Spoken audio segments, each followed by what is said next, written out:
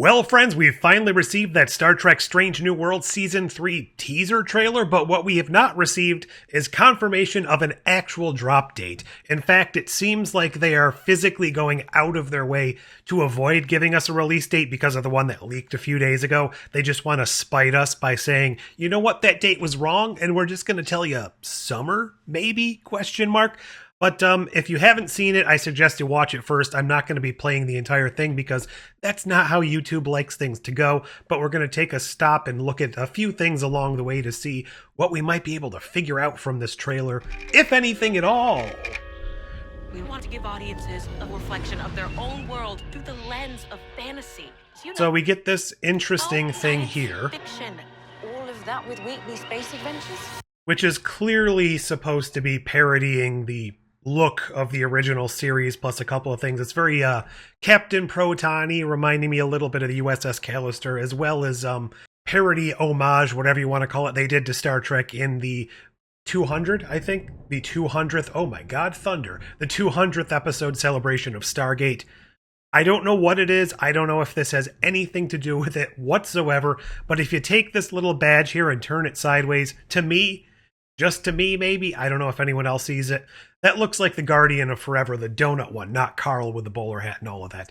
I don't know if this is going to be a changed universe or this is some sort of play acting, because we're going to see a little later on in the trailer, there are going to be some things that don't take place in the real world, I guess we'll say. I don't know why I'm saying it so weird. We're going to figure that out in just a few moments. Let's hit it. So then we come to here.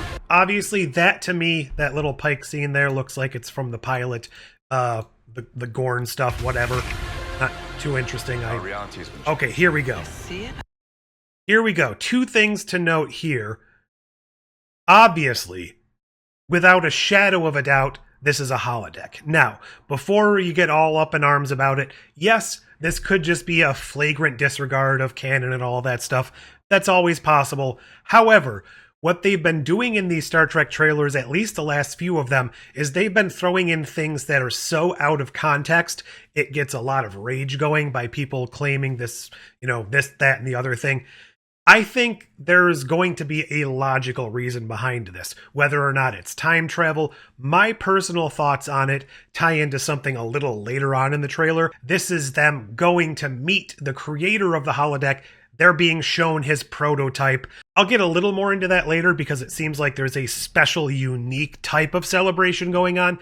Whether or not you feel that fits into the universe is up to you, but I think they're actually going to give it a reasoning similarly to how Enterprise showed us the inventor of the transporter. I think this might be showing off the first prototype of the holodeck because as we see a little later on, it doesn't seem to have all the bells and whistles and it kind of feels more like a first draft, I guess you could say. Now, the grid pattern is very TNG, but again, that's very us as the audience to be able to figure out what it is. The second part is Spock saying our reality has changed here. Now, his mouth isn't moving. I see it. He's not actually saying that in the scene. That is clearly from a different episode, probably, where reality has been altered.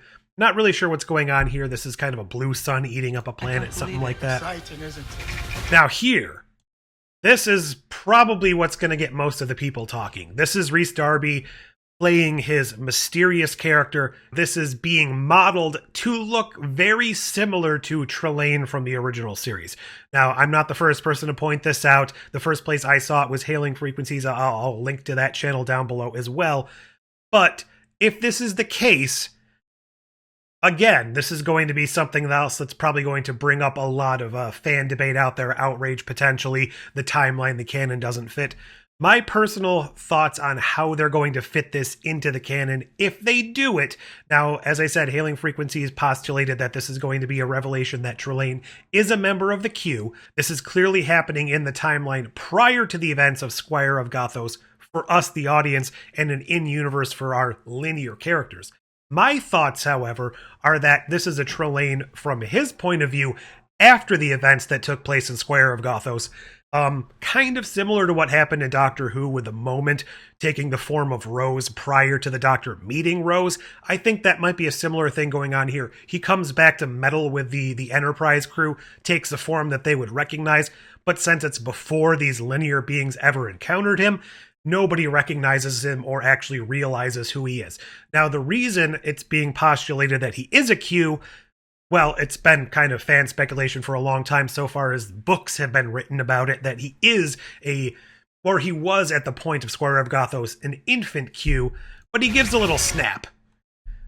And based on the reality is changing thing earlier, conceivably, he is a Q doing those things. I would even extend, if that's the way they're going to go, linking all these things together, and whether or not you're a fan of all the Star Trek things being interwoven and being kind of explained retroactively, that's on your taste and your opinion. If they are going to go that route, however, and he was an infant Q, and they want to tie it into the whole John Delancey Q thing, why not make it the Q Junior or Q2, the son of Q that we were first introduced to in Star Trek Voyager as a child and then as an adolescent? We know that Q Junior had all sorts of growing pains. That's why he was brought to Aunt Kathy to kind of bring him up to speed on how to act as a real human being. What better way to get John Delancey and Susie Plaxton back into the show? Not that I think they're probably going to actually do that, but if you go back to Squire of Gothos when he was being chided at the end by his parents, let's just assume that was John Delancey and Susie Plaxton just yelling at him, and the events of Squire of Gothos took place after he was born, but before he was brought back as an adolescent to learn from Kathy. That could also explain why he was so fascinated with humans, because he kind of got that from his father, seeing his pops there being obsessed with Jean-Luc Picard, and briefly he was obsessed with Jonathan Frakes. Commander William Riker, again, tenuous at best, but if that's the way they're going with this, that's my headcanon as to what actually might be going on. Romance, the part that I'm definitely very super intrigued about. Not. Oh, before we get to that, this part actually has go away naked characters. I don't know why. I just kind of like that we have several different ships here, and I know I mispronounced have, but I'm not going to say it again. That's cool. I'm not sold on this type of biodome that we get to see a lot in modern Trek. I think starting in Beyond, was it? It looks cool. It feels a little too high-tech to me, but again, we have more effects now, so I can let them wanting to do stuff like that pass. Good morning, bye. Now, this is what I was saying. We see them in bed. Is this some sort of mind control, like Workforce from Voyager? They don't realize who they are. Or is this an altered reality? Because we did hear tell earlier on Spock saying reality has been altered or whatever, or has been changed. Are they living in an alternate reality right now because of something that happened? Is it related to Trelane or whoever Rhys Darby is playing? Or is there something else going on here? Not too much to glean, but we finally get to see these two kooky characters shacking up in bed, even though she's got a ring on here, so... Are they married in this alternate timeline? Are they cheating on the other partners to Pring and Orby, assuming that she gets hitched with him in this season? I don't know. Now here, this is partially what I was mentioning earlier. United Federation of, it looks to me like it says Centena or something along those lines. Now if you look at the history of Star Trek, Strange New Worlds, I think, started in 2259. The founding of the Federation was, 2161? So assuming this is 2261, this could potentially be the 100th birthday celebration of the Federation, which is why it was leading me to believe maybe, just maybe, there's some sort of equivalent of a World's Fair going on, and maybe that's why the holodeck is being shown off here. There could be some eccentric creator, kind of like way back in the day in our World's Fair, showing off the latest and greatest technological innovations from around the galaxy or around the different members of the Federation, and they're kind of experiencing the first prototype of his wacky holodeck invention, which will eventually be installed on the Enterprise as the rec room or whatever. That's my headcanon as to why it's not really out of the realm of possibility of actually fitting into the universe, if they go so far as to actually give it an explanation that makes sense. Also, very cool to see a Lady Eric's here in I almost said a Frosian. That's the other guy. Adosian, I think, from the animated series. Don't think we've seen them in live action. So hopefully my fan theory of getting a Maress and Eric's cameo of some sort in this season, and then to have them go lower decks on the Enterprise, never to be seen again till the animated series, maybe that holds more water here. And I was also hoping that would be Doug Jones and Susie Plaxton, so fingers crossed, maybe all of my dreams are coming true.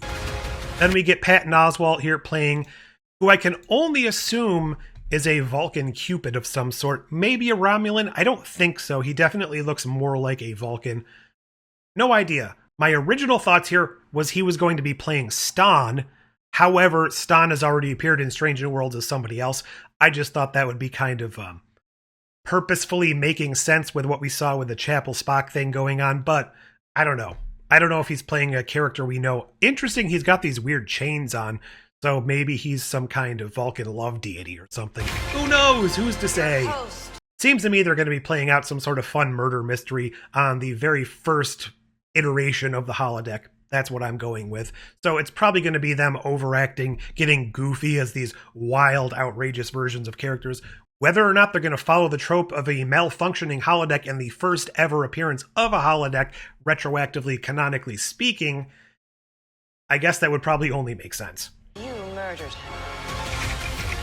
And a touch of analog. We're going to wire the Enterprise. So they're going to be hooking up analog connections, phones. Probably that means something happened to the ship. This is giving me flashbacks and feelings of several things, but I guess Battlestar Galactica, the reboot, and interestingly enough, when Data was having those weird dreams in TNG, and he had a phone in his chest. I'm assuming the reason they have all of these phones to even integrate into the ship for whatever reason, whatever problem they're experiencing, is they're all part of Pelia's collection, which was brought aboard last season, I guess. Well, yeah. It would have had to have been last season. She was only in last season. Whether or not it's because of an artificial intelligence or communications are scrambled or something, I'm not certain. This here, however, that scene reminds me very much of when everything went wonky in DS9 and we had to have Nog as kind of the center point to relay all of the commands and everything. Probably a similar thing is going on here. I just don't know what would be causing it. Nice to see Ortegas doing something other than flying the ship, though. That's cool. Okay. We get a cooking scene, of course, because that's pretty much all Pike does besides Captain. But if you can see back here, we have the freaking awesome TOS era food cubes. So all of this other food can go away. I just want these and, I don't know, Proto-Saurian brandy or whatever that is. A show like this is? Indeed. All right, we get this interesting scene here with some sort of I'm assuming she's a Klingon beast master, something like that, beast mistress, whatever you say, but that's clearly, at least to me, a Klingon zombie. And then you get here, you get Umbenga running away from what looks like some sort of rotting zombie that's not necessarily a Klingon. So, gonna have to assume this is an episode that's gonna be horror-tinged, but it's probably gonna be an infection, a virus, a bacteria, something medically went wrong to create these zombies, and they're trying to get the good doctor here to set things right, or come up with a cure, or just get out of Dodge, I suppose. We have one shot. That's all we need. Hang on. That looks like it's probably from the pilot. I just wanted to point this out. It doesn't really have any relevance. The ginormous, honking, big red button to fire the photon torpedo. Two things I want to point out here. Okay, we get the adult, creepy Gorn. You know, it is what it is. But, hold on, where's the other thing? Oh, I wanted to go back further. Pew, pew, pew, pew. Yeah, I like the kind of bubbly shield. I know the last few years they've kind of replaced it with a very hexagonal pattern. I really like the bubble-looking shield here, so I'm going to give them high praise just for that. Because that's the way I want my shields to look. Pew, pew, pew. This just looks like a lot of the pilot episode, not the pilot. The first episode coming back from break where they have to escape from the Gorn, even though it's been 32 years since that cliffhanger. So that's probably all just the Gorn follow-up. And based on all the characters we see in this trailer, we know who survives, except I didn't see any Batel in this trailer. And then we get the, I don't know what you call it, the call forward, the wink, wink, nudge, nudge of Kirk and Spock being a good team. God, we make a pretty good team. Because anytime you have a prequel and there's characters that are meeting for the first time, you have to put a giant red nose on it to indicate to us, the audience, that you know as showrunners, these characters are going to go on to do great things together. I know I'm being a little mean there, but I don't know. It just feels a little unnatural to me, but I'm not going to ding it too much. So it seems like there are a lot of things going on in this trailer that could potentially be fun, but also worry me. So I like when there's weird, wacky episodes, out-of-the-box episodes, things that aren't necessarily your average run-of-the-mill thing. But we're getting 10 episodes. At least 5 or 6 of them from this trailer look like they're going to be weird, conceptual, out-of-the-box type of episodes, which is great when you have a 20-something episode season. But if you have all weird, wacky, swing-for-the-fences, out-of-the-box episodes, you're not left with anything normal. So nothing really feels like an average, typical episode. I hope we get a few just run-of-the-mill standard space adventures without anything strange going on, so that we have kind of a status quo to feel like these episodes truly stand out when we get to them, and whether or not they're integrated well, that remains to be seen. I guess it all comes down to execution. They have some really big ideas here, and I'm just hopeful that they can execute them well. I am cautiously optimistic. There are some things that worry me. The last several Star Trek trailers we've received have put things in that have raised a lot of rage on the internet, only to be not what they seem once you see them in context. And I'm feeling like this might be a similar situation. They are slipping things in that are going to get fans talking, but once we see them in the context of the actual episode, they're going to make a lot more sense and feel more natural. Or they just kind of threw everything out the airlock and they don't care anymore, and they're just writing their own canon, which could conceivably also be interesting if they're freeing themselves of the shackles and just doing whatever the hell they want. What do you think of this trailer? Did you notice anything in here? Are you feeling more optimistic, less optimistic? And when do you think we're actually going to see this? Do you think the leaked date of August 1st or July 31st is actually going to be accurate, even though they came out and said, no, that's wrong? Or do you think they're just spiting us right now and they're going to give us some date like the week after, just so that they can say, see, we proved you wrong? Whatever you think, leave all of it down below. I know this is way too long, but until next time, computer end program.